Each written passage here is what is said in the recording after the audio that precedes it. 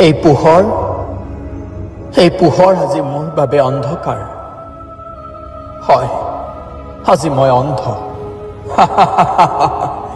সকলো দেখিও একো নেদেখা এজন অন্ধ আসলতে ক'ব গ'লে গোটেই ৰাইজেই আজি